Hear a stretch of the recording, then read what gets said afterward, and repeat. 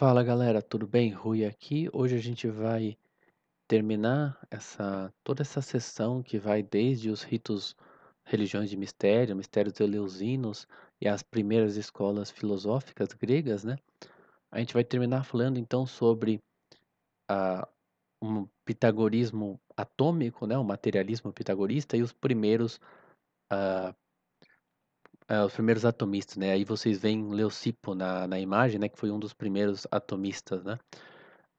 Então, existe uma escola filosófica, né, que começa ali nessa época, que é o atomismo, tá? Mas o que acontece é que ele meio que veio do pitagorismo que é científico, né, de uma certa parte do pitagorismo que começou a entender a ideia pitagórica de que as coisas são números em termos materiais, como se as coisas fossem formadas por pedrinhas, né, com pedaços de coisas que têm dimensão espacial, né? Então a gente vai ver essa passagem ali do pitagorismo científico, sobretudo para o Leucipo, que foi o primeiro pitagórico, depois Demócrito e, meu Deus, qual que era o nome do?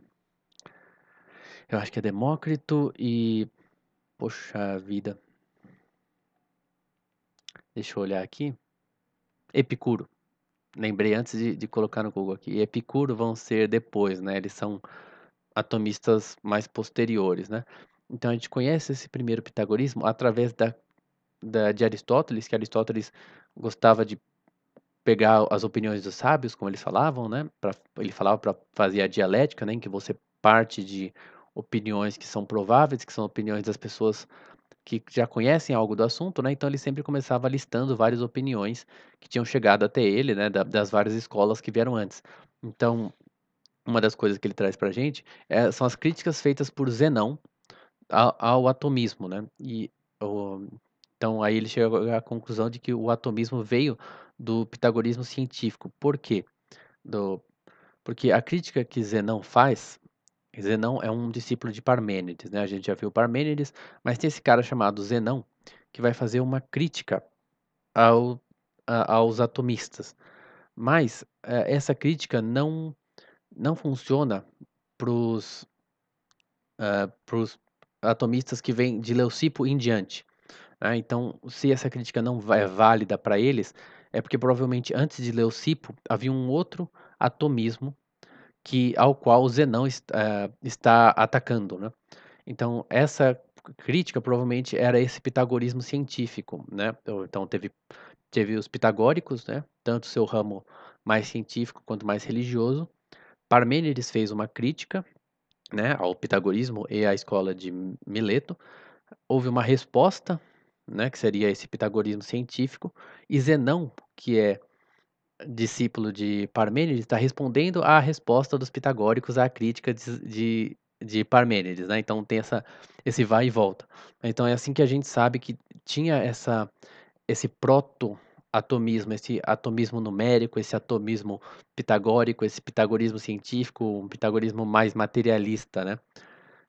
Então, Aristóteles ele atribui genericamente aos pitagóricos, a gente então não sabe exatamente de quem ele está falando, porque talvez ele não tivesse clara essa distinção entre os vários ramos e ao desenvolvimento da escola pitagórica, né?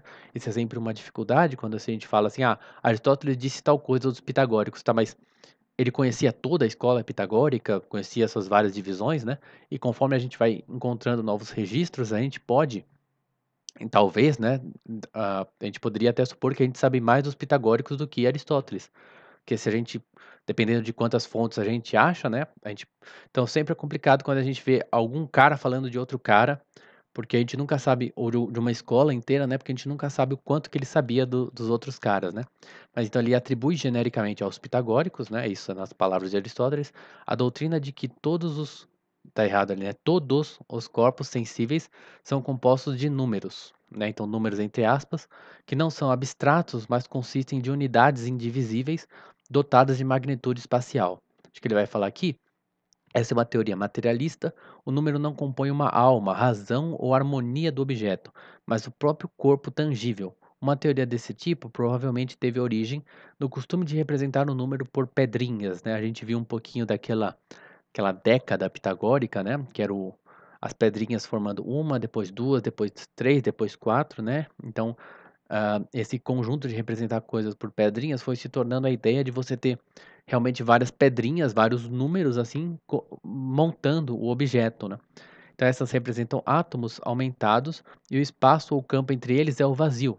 Adicionando-se unidade, a unidade pode-se construir um corpo de qualquer tamanho ou forma. Então é uma teoria meio